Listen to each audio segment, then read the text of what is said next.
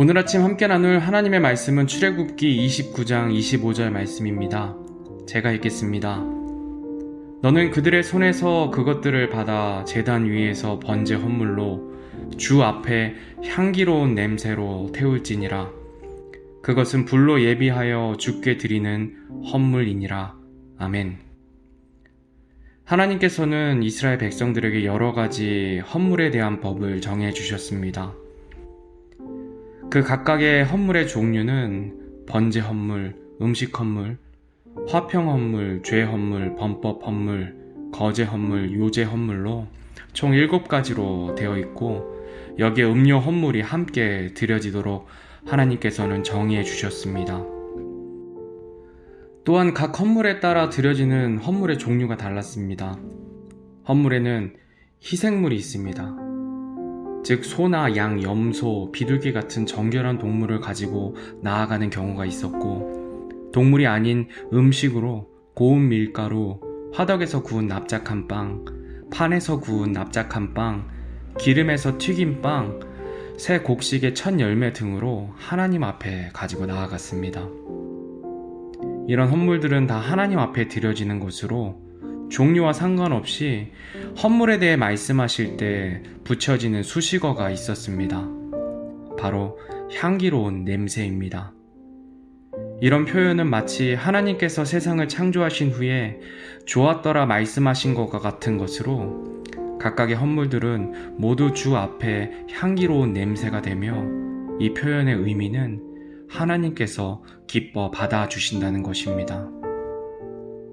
이런 헌물들이 주님 앞에 향기로운 냄새가 되기 위해서는 몇 가지 조건이 필요했습니다. 첫 번째 조건은 자원하는 마음입니다.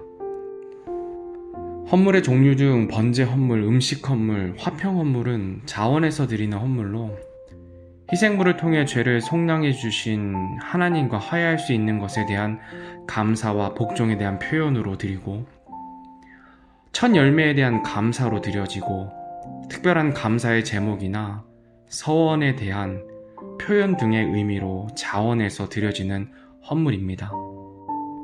여기서 알 수 있는 한 가지 사실은, 헌신이나 감사는 강요할 수 없다는 것입니다. 헌신하려는 마음이 없고 감사하는 마음이 없는데 하나님께 드린다면 그것은 뇌물이거나 해야만 하니까 어쩔 수 없이 하는 형식일 뿐인 것입니다. 하나님께서는 형식보다 마음의 중심을 보시는 분이십니다. 두 번째 조건은 하나님께서 정하신 방법으로 드려야 한다는 것입니다. 앞서 설명한 것과 같이 하나님께서는 헌물에 사용되는 동물들과 음식들을 지정해 주셨습니다. 흠없는 소나 양, 염소, 비둘기 같은 하나님께서 지정해 주신 정결한 동물들입니다. 그 동물들을 잡는 방법, 드리는 부위 등 세세하게 이스라엘 백성들에게 알려주셨습니다. 또한 하나님께서 정해주신 곡식을 하나님께서 정해주신 방법으로 요리하거나, 곡식을 있는 그대로 드리거나, 또는 곱게 빻아서 하나님 앞에 가지고 나아가도록 하나님께서는 지정해 주셨습니다.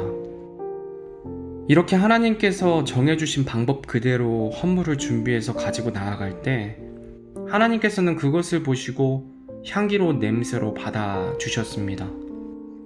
이렇게 하나님의 방법대로 헌물을 준비하기 위해서는 하나님의 말씀을 존중히 여기고 하나님의 말씀을 따르려 하는 마음이 있어야만 가능합니다. 그렇다고 하나님을 향한 마음, 자원하는 마음만 가지고는 되지 않습니다. 주님을 향한 마음이 가득하다고 해서 하나님께서 정하신 방법대로 하지 않고 자신의 생각대로 한다면 그것은 주님께 향기로운 냄새로 드려질 수 없습니다. 다른 말로 하면 하나님의 방법대로 순종하는 헌물만을 하나님께서는 향기로운 냄새로 받아주신다는 것입니다. 사무엘상 15장에서 사울왕은 하나님의 명령을 받고 아말렉 족속을 치러 나아갔습니다. 하나님께서 사울 왕에게 하신 명령은 아말렉 족속 전부를 죽이고 그들이 가진 모든 것을 진멸하고 남기지 말라는 명령이었습니다. 그러나 사울 왕은 모든 백성은 다 죽였지만 아말렉 왕 아각은 살려두었고, 모든 약한 짐승들은 죽였지만 가장 좋은 짐승들을 남겨두었습니다. 사무엘 대언자가 이에 대해 책망하자 사울은 이렇게 변명합니다. 하나님께 희생물을 드리려고 양과 소들 중에서 가장 좋은 곳을 남겼다고 대답합니다.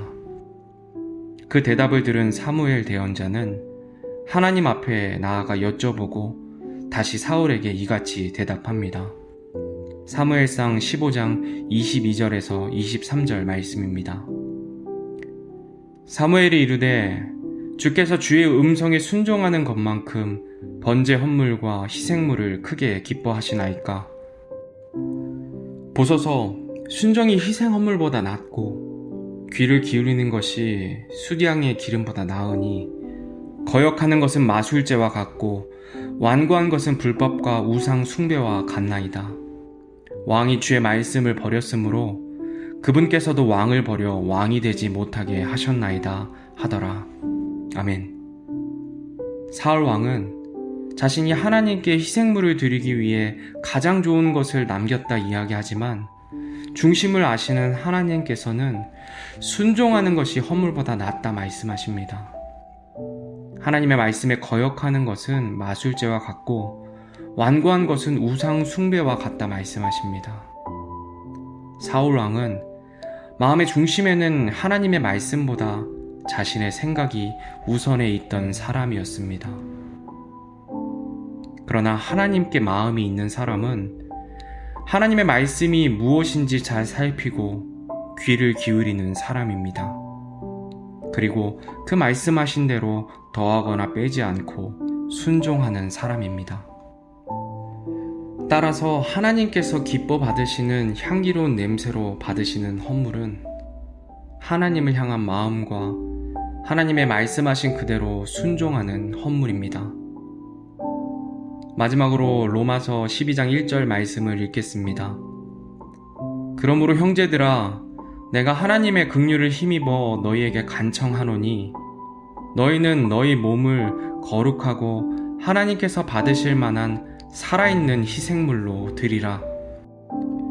그것이 너희의 합당한 섬김이니라.